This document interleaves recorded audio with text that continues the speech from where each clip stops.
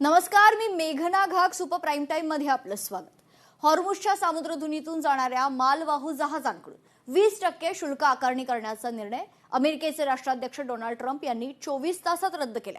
आखाती देश अमेरिकेत मोठ्या प्रमाणावर गुंतवणूक करतील या अटीवर हा टोल रद्द करण्यात आलाय असं ट्रम्प यांनी स्पष्ट केलंय. तसेच इराणशी संबंधित जहाजं वगळता इतरांसाठी हॉर्मुझची सामुद्रधुनी खुली करण्यात आली आहे असं देखील त्यांनी सोशल माध्यमांवरील पोस्टमध्ये स्पष्ट केलेलं आहे.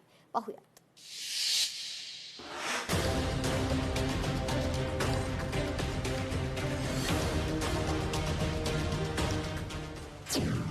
हॉर्मुझच्या सामुद्रधुनीतील टोल रद्द करण्याचा निर्णय.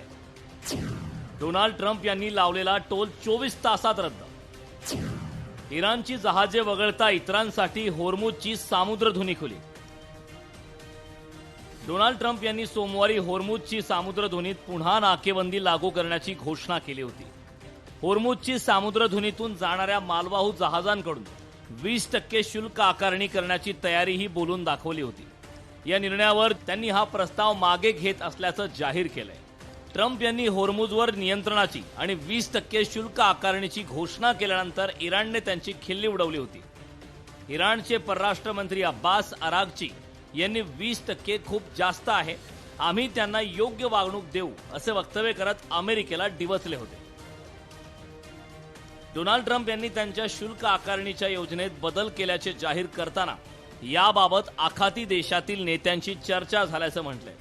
नेत्यांची चर्चा केल्यानंतरच शुल्क आकारणी न करण्याचा निर्णय घेतल्याचे ट्रम्प यांनी म्हटलं. मध्य पूर्वेतील नेत्यांशी झालेल्या चर्चेनंतर 20% शुल्क आकारणी करण्याच्या जागी आखाती देश अमेरिकेत गुंतवणूक करतील असे ट्रम्प यांनी सोशल मीडिया पोस्टमध्ये म्हटलंय.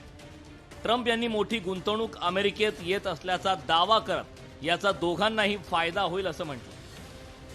नवीन करारामुळे अमेरिकेत अधिक कारखाने, उत्पादन केंद्र आणि उपकरणं उभारली जातील असंही ट्रम्प यांनी म्हटलंय. इराणशी संघर्ष सुरू असताना हॉर्मुझची सामुद्रधुनी सुरक्षितपणे खुली ठेवण्यासाठी अमेरिकेच्या लष्कराने महत्त्वाची भूमिका बजावली असल्याचं ट्रम्प यांनी म्हटलंय.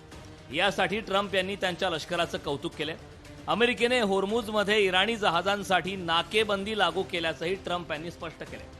दरम्यान इराणकडे कधीच अण्वस्त्र असणार नाही या भूमिकेवर अमेरिका ठाम असल्याचा उल्लेखही ट्रम्प यांनी सोशल मीडियावरील पोस्टमध्ये केलाय. इंटरनॅशनल मेरीटाईम ऑर्गनायझेशन या संयुक्त राष्ट्रसंघाची सागरी दळणवळणावर देखरेख ठेवणाऱ्या यंत्रणेने आंतरराष्ट्रीय मार्गावर अशा प्रकारचे टोल बंधनकारक करणे बेकायदेशीर असल्याची प्रतिक्रिया दिली होती. त्यामुळे इराण असो किंवा अमेरिका या दोन्ही देशांपैकी कोणीही टोल आकारणी केल्यास त्याचा भुर्दंड आयातदार देशांना सहन करावा लागणार होता. हॉर्मुझ सामुद्रधुनीवरील वर्चस्वाचा हा वाद आता केवळ लष्करी राहिलेला नसून आर्थिक युद्धाच्या पातळीवर पोहोचलाय. अमेरिकेचा 20% टोल बॉम्ब आणि इराणचा त्याला असलेला थेट विरोध यामुळे येत्या काळात संपूर्ण जगाची ऊर्जा सुरक्षा धोक्यात येण्याची चिन्हे निर्माण झाली होती. आता टोल रद्द करण्याच्या डोनाल्ड ट्रम्प यांच्या घोषणेमुळे इंधन आयातदार देशांना मोठा दिलासा मिळालाय. ब्युरो रिपोर्ट, लोकशाही मराठी, मुंबई. लोकशाही मराठी ऐका, पहा, जागरूक रहा.